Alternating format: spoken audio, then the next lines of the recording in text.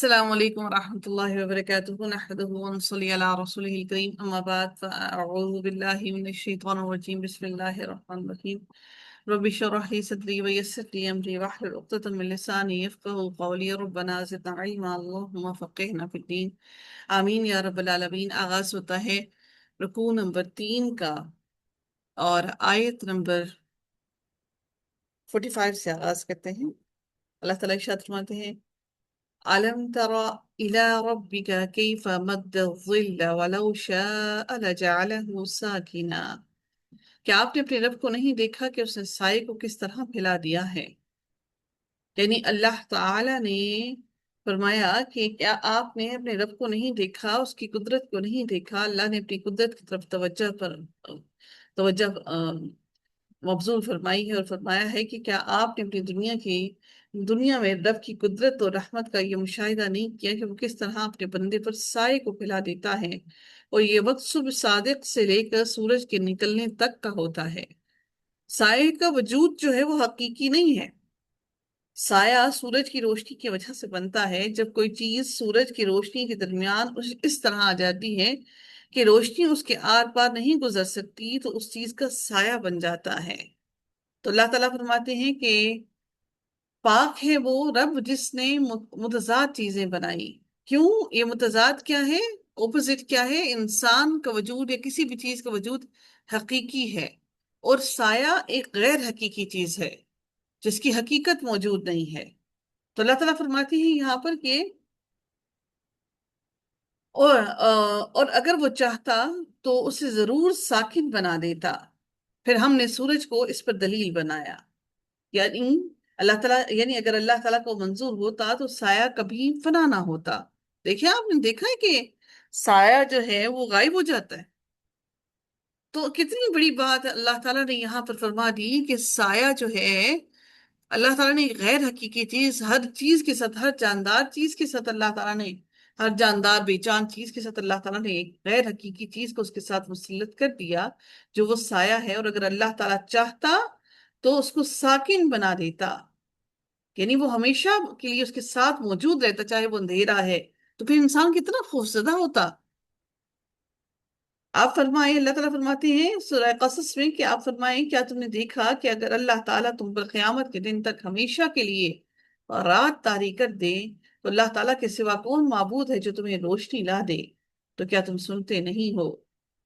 سائے کے ٹھہرا دینے سے مراد ہمیشہ کے لیے سایہ رکھنا ہے کہ دھوپ سائے کو ختم نہ کرتی، جیسا کہ دھوپ کے ساتھ سایہ سکڑتا اور سمٹتا جاتا ہے.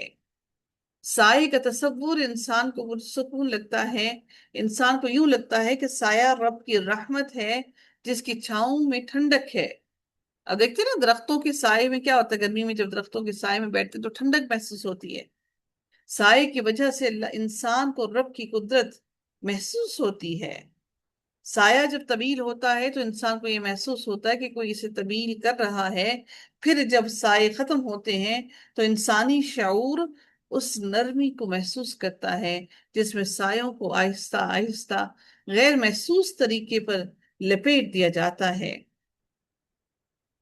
اور سائے جو اپنی آخری حد کو پہنچتے ہیں تو یہ سورج کے ڈوبنے کے ساتھ ساتھ، یعنی وہ جو اپنی طویل ہونے کی آخری حد تک پہنچتے ہیں تو یہ سورج کے ڈوبنے کے ساتھ ہی ڈوب جاتے ہیں. سبحان اللہ.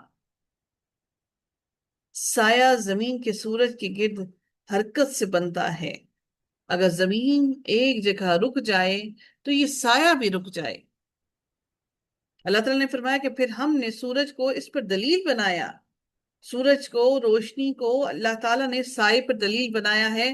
سائے کی شکل و صورت کو سورج کی شعاعیں روشنی اور حرارت سے معین کرتی ہیں. سائے پر روشنی کی دلیل سے مراد یہ ہے کہ سایہ سورج کی روشنی کی وجہ سے ہوتا ہے. دھوپ ہو تو سائے کا پتہ چلتا ہے، اگر سورج نہ ہوتا تو سائے کا بھی پتہ نہ چلتا. ہر چیز کو اپنی ضد سے پہچانا جاتا ہے. انسان کا وجود حقیقی ہے، اس کے ساتھ غیر حقیقی چیز سایہ لگایا، اس کا اپوزٹ ہے. یعنی سایہ جو ہے وہ اس کا کسی بھی ٹھوس چیز کا اپوزٹ ہے. اللہ تعالیٰ نے ہر چیز کا متضاد بنایا. اللہ تعالیٰ پھر فرماتے ہیں ثم قبضناہ الینا قبضا قبضا یسیرا، پھر ہم نے آہستہ آہستہ اسے اپنی طرف سمیٹنا، آہستہ آہستہ سمیٹنا. یعنی جوں جوں سورج بلند ہوتا ہے تو سایہ آہستہ آہستہ سکڑتا چلا جاتا ہے، یہاں تک کہ پھر ختم ہو جاتا ہے. مخلوق پر سائے اور دھوپ کا یک کے بعد دیگرے واقع ہونا، جس کا وہ اپنی آنکھوں سے مشاہدہ کرتے ہیں، اسی طرح سے دن اور رات کا بھی ترتیب سے آنا، موسموں کی بھی تبدیلی، اللہ تعالیٰ نے یہ تمام چیزیں اپنی قدرت کی نشانیاں انسان کے لیے بنائی ہیں تاکہ انسان عقل اور شعور سے اللہ تعالیٰ کی ذات کو پہچان لے. پھر رب کائنات فرماتے ہیں وَهُوَ الَّذِي جَعَلَ لَكُمُ اللَّيْلَ لِبَاسًا وَالنَّوْمَ سُبَاتًا وَجَعَلَ النَّهَارَ نُشُورًا، اور وہی ہے جس نے رات کو تمہارے لیے پردہ پوش اور نیند کو آرام بنایا اور دن کو جی اٹھنے کا وقت بنایا. جیسے لباس انسان کو ڈھانپ لیتا ہے، ایسے ہی رات اپنی تاریکی میں چھپا لیتی ہے، یوں رات لباس بن جاتی ہے. اللہ تعالیٰ نے ہی رات کو پردے والی بنایا، وہ کس طرح کائنات کے وجود پر پردہ ڈالتی ہے. رب العزت نے فرمایا قسم ہے رات کی جبکہ وہ چھا جائے، اور نیند کی وَالنَّوْمَ سُبَاتًا، اور نیند کو آرام بنایا. اللہ تعالیٰ ہی نے نیند کو آرام کا باعث بنایا ہے کہ وہ جسم کے سکون کے لیے حرکت بند کر دیتی ہے. انسان محنت مشقت سے تھک جاتا ہے، جس سے جسم کے اعضاء انسان کے سست پڑ جاتے ہیں، وہ بستر پر لیٹتا ہے تو اسے سکون ملتا ہے. انسان کے جسمانی اعضاء آرام کرتے ہیں تو روح اور بدن دونوں کو سکون ملتا ہے. رات طاری ہو تو سکون ہوتا ہے، ہر چیز کی حرکت سست ہوتے ہوتے رک جاتی ہے. رات ہو تو انسان، حیوان اور پرندے سب کے سب سو جاتے ہیں. سبات کے معنی ہوتے ہیں کاٹنے کے. جیسے موت زندگی کو کاٹ دیتی ہے، ایسے ہی نیند انسان کے جسم کے عمل کاٹ دیتی ہے. موت میں زندگی کو سکون مل جاتا ہے، زندگی کی حرکت ختم ہو جاتی ہے. اسی طرح نیند میں انسان جاگنے کی طرح نہیں ہوتا. نیند میں اس دنیا کے ساتھ انسان کا وہ احساس قائم نہیں رہتا، اس لیے اللہ تعالیٰ نے نیند کو سکون کی موت قرار دیا ہے. سبات کے معنی کچھ لوگوں نے پھسلنے کو بھی کہے ہیں. نیند میں انسان دراز ہو جاتا ہے، اس لیے بھی اسے سبات کہا گیا ہے.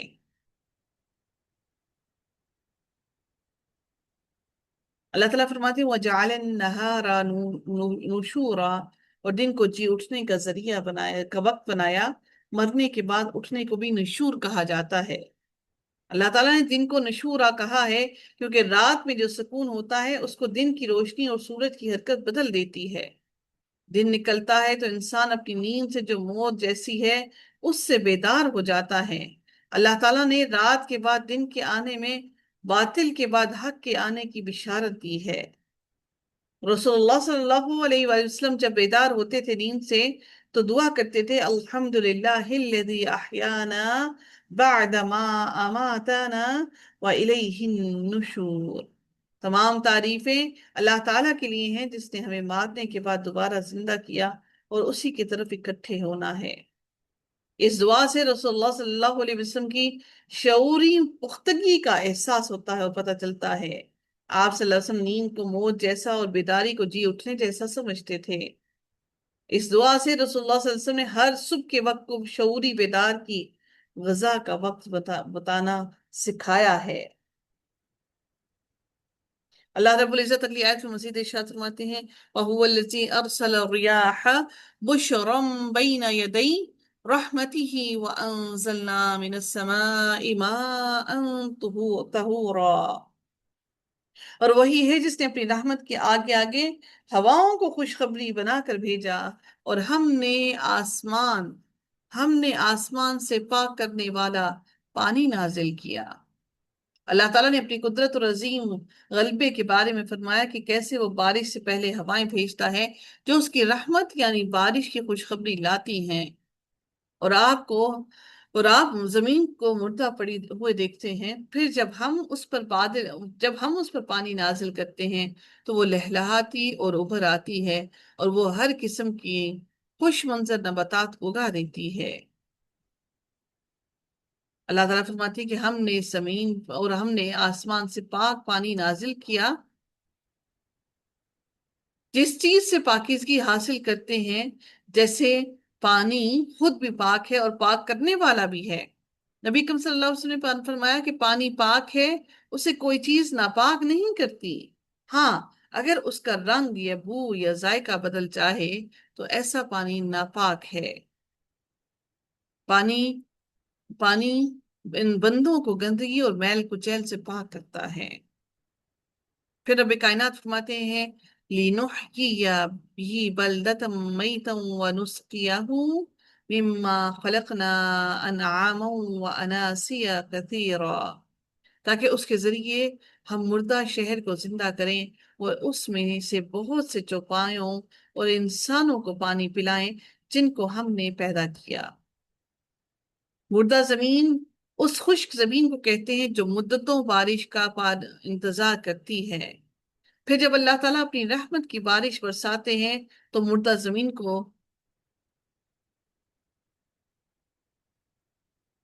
زندہ کرتے ہیں۔ اللہ تعالیٰ فرماتے ہیں اور وہی ہے جو لوگوں کو کہ مایوس ہو جانے کے بعد بارش برساتا ہے اور اپنی رحمت پھیلا دیتا ہے، اور وہی مدد کرنے والا تمام تعریفوں کے لائق ہے۔ پھر اللہ تعالیٰ فرماتے ہیں کہ آپ اللہ تعالیٰ کی رحمت کے آثار دیکھیں کہ کس طرح وہ زمین کے مردہ ہو جانے کے بعد اسے زندہ کرتا ہے۔ بلا شبہ وہ مردوں کو یقیناً زندہ کرنے والا ہے، اور وہی ہر چیز پر پوری طرح قدرت رکھنے والا ہے۔ اور اس میں سے بہت سے چوپایوں اور انسانوں کو پانی پلائیں جن کو ہم نے پیدا کیا، یعنی ہم تمہیں اور تمہاری مویشیوں کو اس پانی سے سیراب کرتے ہیں۔ کیا وہ ہستی جس نے خوشخبری دینے والی ہوائیں بھیجی، جس نے آسمان سے پاک اور بابرکت پانی برسایا، جس میں بندوں اور ان کے جانوروں کا رزق ہے، اس بات کے مستحق نہیں کہ صرف اسی کی عبادت کی جائے اور اس کے ساتھ کسی اور کو شریک نہ ٹھہرایا جائے۔ وَلَقَدْ صَرَّفْنَاهُ بَيْنَهُمْ لِيَذَّكَّرُوا فَأَبَى أَكْثَرُ النَّاسِ إِلَّا كُفُورًا، اور بلا شبہ یقیناً ہم نے اسے ان کے درمیان پھیر پھیر کر بیان کیا ہے تاکہ وہ سبق حاصل کریں، پھر بھی اکثر لوگوں نے ناشکری کے سوا کچھ نہیں مانا۔ اللہ تعالیٰ بارش کو طرح طرح سے برساتے ہیں، اور جہاں چاہتے ہیں ایک بوند بھی نہیں برساتے، اس میں بھی اللہ تعالیٰ کی حکمت ہے۔ سم ٹائمز ایک جگہ پر بادل ہوتا ہے اور بادل ایک جگہ بارش برسا رہا ہوتا ہے اور دوسری جگہ پر بارش نہیں ہوتی۔ سیدنا زید بن خالد جہنی رضی اللہ تعالیٰ عنہ سے روایت ہے کہ ایک دن حدیبیہ میں رات کی بارش کے بعد رسول اللہ صلی اللہ علیہ وسلم نے ہم کو صبح کی نماز پڑھائی۔ نماز سے فارغ ہو کر لوگوں کی طرف متوجہ ہو کر فرمایا، جانتے ہو تمہارے رب نے کیا کہا؟ صحابہ نے جواب دیا کہ اللہ اور اس کا رسول خوب جانتے ہیں۔ فرمایا، اس نے کہا میرے بندوں نے صبح کی کچھ تو مومن تھے اور کچھ کافر تھے، جس نے کہا اللہ کے فضل سے اور اس کی رحمت سے بارش ہوئی وہ مجھ پر ایمان لایا اور تاروں کے ساتھ کفر کیا۔ جس نے کہا فلاں فلاں تارے سے بارش ہوئی، اس نے میرے ساتھ کفر کیا اور تاروں پر ایمان لایا۔ ہم کہتے ہیں نا فلاں اس وجہ سے بارش ہوئی، اس وجہ سے یہ چیز ہوئی، ہر چیز میرے رب کے حکم سے ہوئی ہے۔ یہ بھی اللہ کی رحمتوں اور اللہ تعالیٰ کی طاقت کا انکار کرنا ہے، کفر کرنا ہے۔ اللہ تعالیٰ پھر فرماتے ہیں وَلَوْ شِئْنَا لَبَعَثْنَا فِي كُلِّ قَرْيَةٍ نَذِيرًا، اور اگر ہم چاہتے تو ضرور ہر بستی میں ایک ڈرانے والا بھیجتے۔ اللہ تبارک تعالیٰ اپنی مشیت کے نفوذ کے بارے میں آگاہ فرماتا ہے کہ اگر وہ چاہتا تو ہر بستی میں ڈرانے والا بھیج دیتا، یعنی ہر بستی میں ایسا رسول بھیج دیتا جو ان کو گناہوں کے انجام سے ڈراتا۔ اس کی مشیت اس سے قاصر نہ تھی، مگر اے محمد آپ اور اپنے بندوں پر اس کی حکمت اور رحمت کا تقاضا یہ تھا کہ اس نے آپ کو سرخ و سیاہ، عربی اور عجمی اور جن و انس تمام لوگوں کی طرف رسول بنا کر بھیجا۔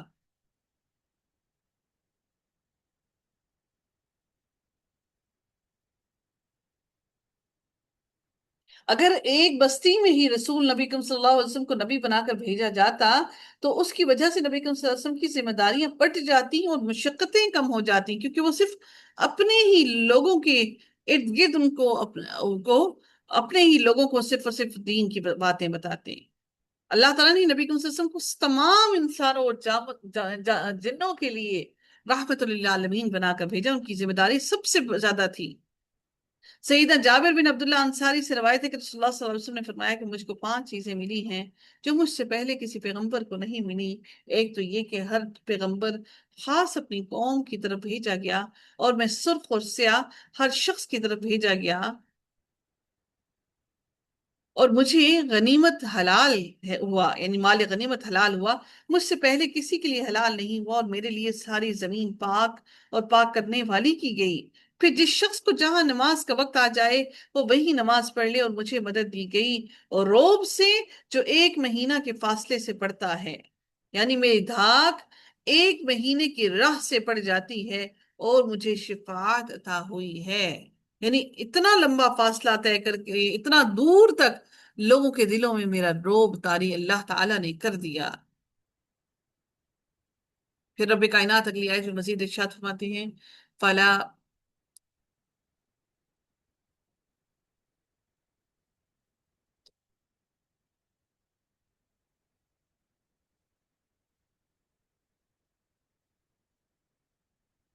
فلا تطیع الکافرین جاہدہم بھی جہادا کبیرا۔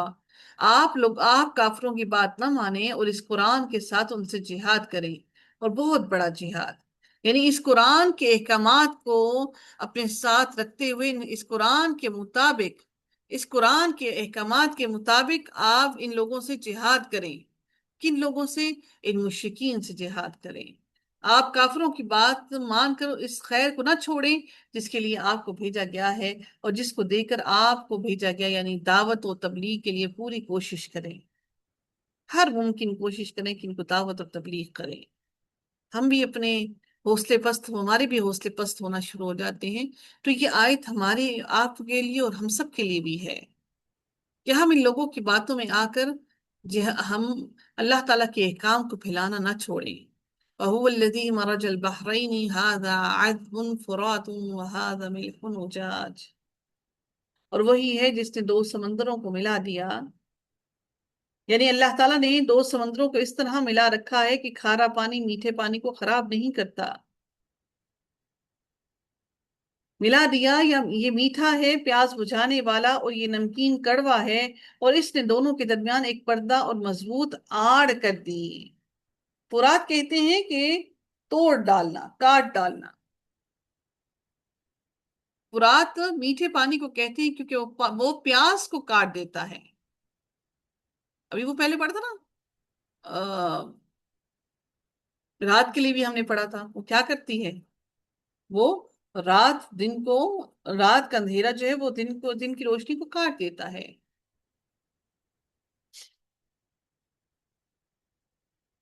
اور اسی طرح سے اللہ تعالیٰ نے ہمیں فرات کے بارے میں کیا بیان کیا کہ فرات کیا ہوتا ہے؟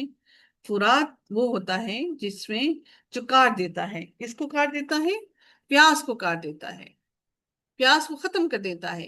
میٹھا پانی نہروں، چشموں اور کنووں میں ہوتا ہے، یہ پانی انسانی ضروریات کو پورا کرنے کے لیے آبادیوں کے درمیان پایا جاتا ہے، اور سمندروں کے اندر بھی میٹھے پانیوں کے چشمے پائے جاتے ہیں۔ وَهَذَا مِلْحٌ أُجَاجٌ، اور یہ نمکین کڑوا ہے، یعنی کھارا پانی سمندروں میں ہوتا ہے جو مشرق اور مغرب میں پھیلے ہوئے ہیں۔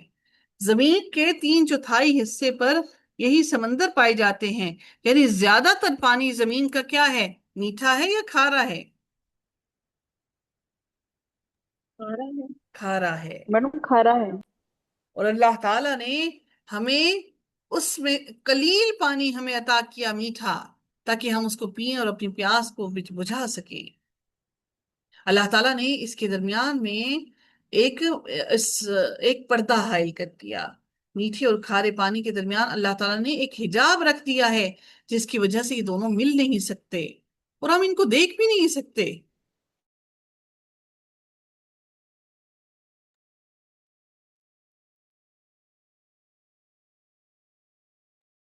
اللہ رب العزت فرماتے ہیں سورہ رحمان کے اندر مرج البحرین یلتقیان بینہما برزخ لا یبغیان فبأی آلاء ربکما تکذبان۔ اللہ تعالیٰ نے سورہ رحمان کے اندر انسان اور جنوں دونوں سے مخاطب کیا ہے پوری کی پوری سورہ رحمان کے اندر۔ وہ سمندروں کو سمندروں کو اس نے ملا دیا جو ایسے باہم مل جاتے ہیں کہ ان دونوں کے درمیان پردہ ہے کہ وہ آگے نہیں بڑھتے۔ تو اے جن و انس، تم دونوں اپنے رب کی کن کن نعمتوں کو جھٹلاؤ گے؟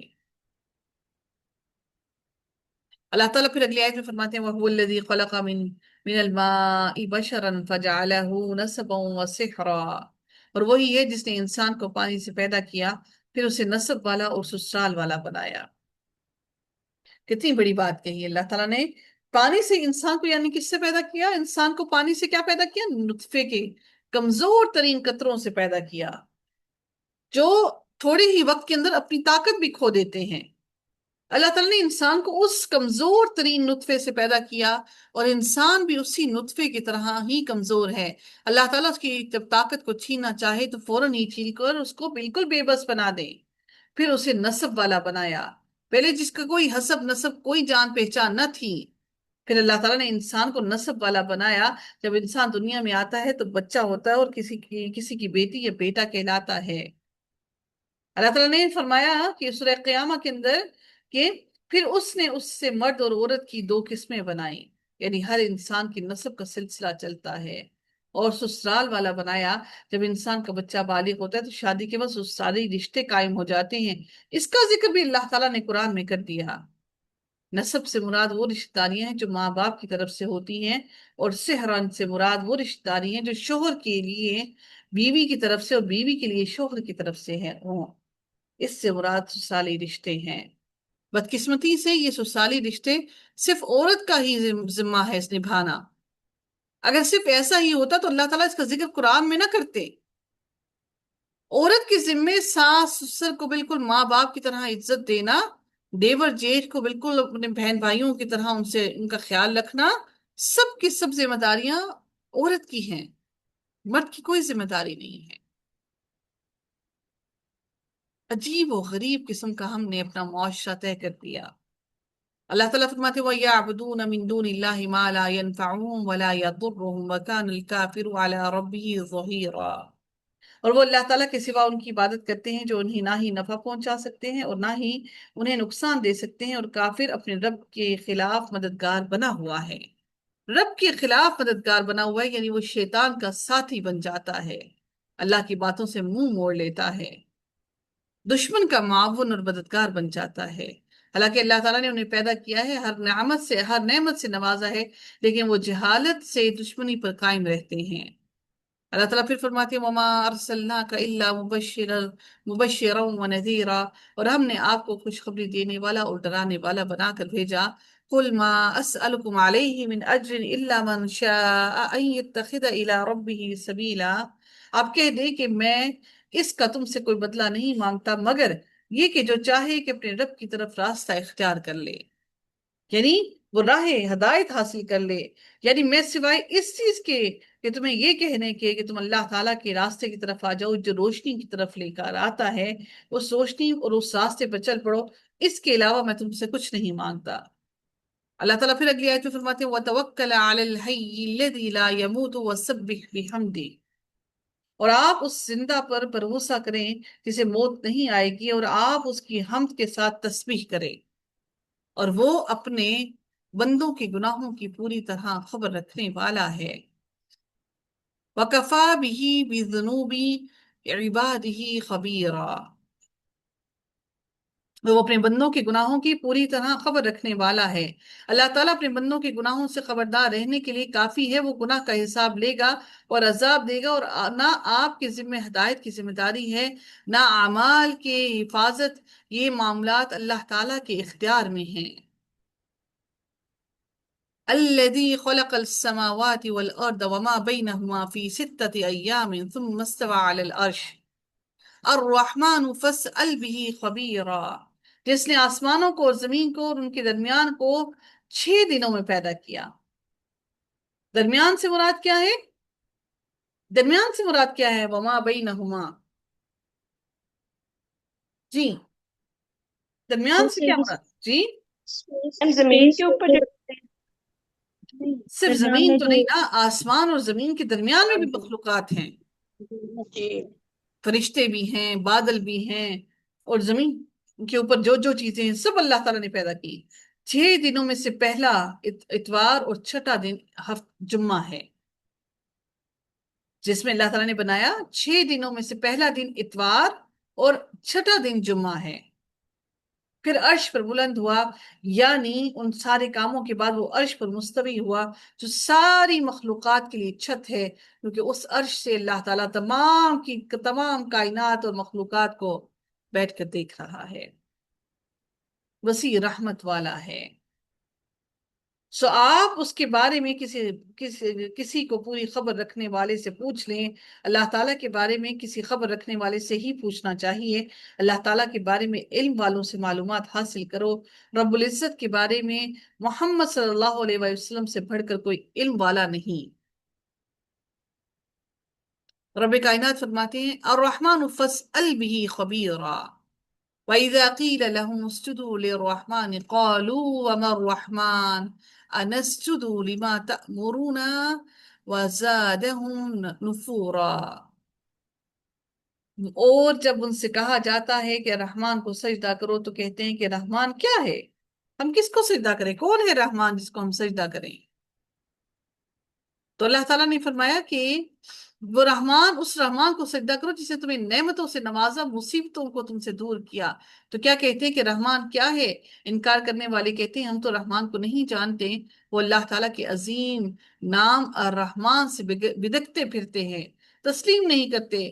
صلح حدیبیہ کے موقع پر جب نبی کریم صلی اللہ علیہ وسلم نے سیدنا علی رضی اللہ تعالیٰ عنہ کو معاہدہ لکھتے وقت بسم اللہ الرحمن الرحیم لکھنے کا حکم دیا تو مشرکوں نے کہا ہم رحمان اور رحیم کو نہیں جانتے، پہلے کی طرح لکھو بسمک اللہم، یعنی اللہ کو وہ مانتے ہیں لیکن اللہ کے رحمان اور رحیم ہونے کی صفات کو نہیں مانتے۔